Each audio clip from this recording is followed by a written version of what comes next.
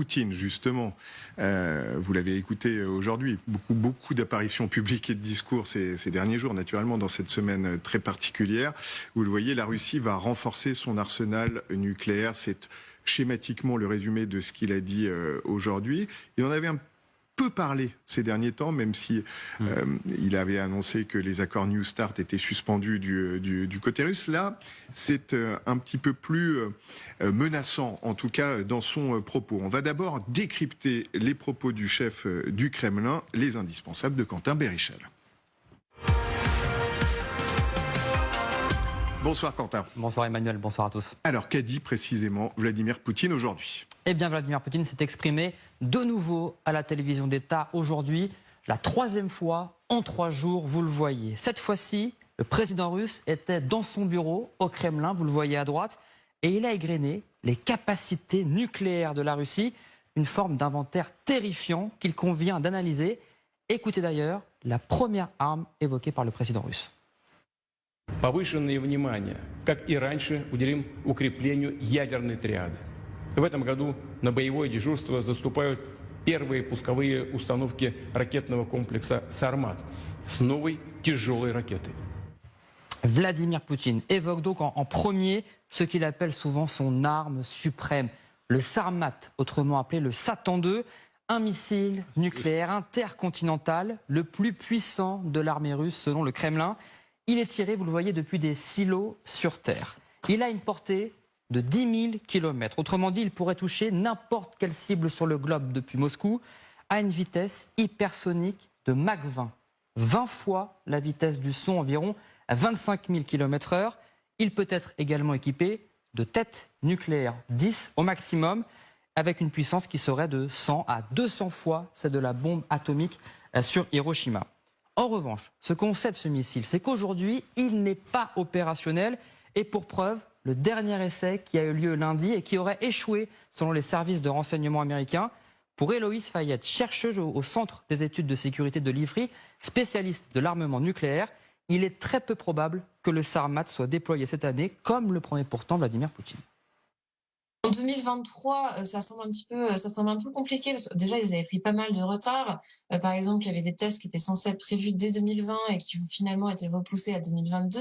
C'était le test d'avril 2022.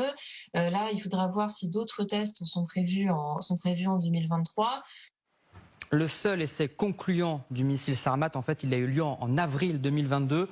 Il avait parcouru 6000 km, ce que Moscou avait qualifié évidemment de succès. Alors l'arme n'est pas opérationnelle, on le voit. Est-ce que ça veut dire que c'est un coup de bluff de Vladimir Poutine ? Non, pas tout à fait Emmanuel, car juste après, Vladimir Poutine a fait référence à 2 autres armes russes particulièrement destructrices. Écoutez.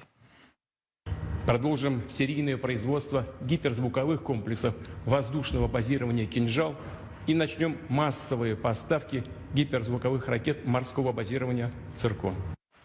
Le président russe exhibe donc d'abord le missile Kinjal. Il faut savoir que ce missile, il a déjà été utilisé par l'armée russe, notamment pendant la guerre en Ukraine, au moins 3 fois, selon Sergueï Shoïgu, le ministre de la Défense russe.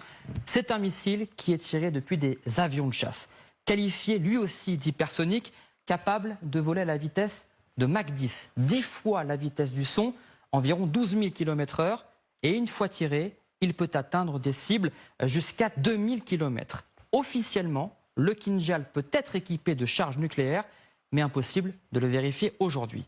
L'autre arme évoquée par le président russe, c'est le missile Tsirkon. C'est peut-être celui dont on a le plus de certitude aujourd'hui lorsqu'on discute avec les spécialistes. Il est officiellement déployé dans l'arsenal russe, équipé sur un unique bâtiment militaire, la frégate de l'amiral Gorchkov, la plus moderne de la flotte russe. C'est un missile de croisière d'une portée de 1000 km et lui aussi encore, il est qualifié d'hypersonique avec une vitesse de Mach 9, environ 11 000 km/h.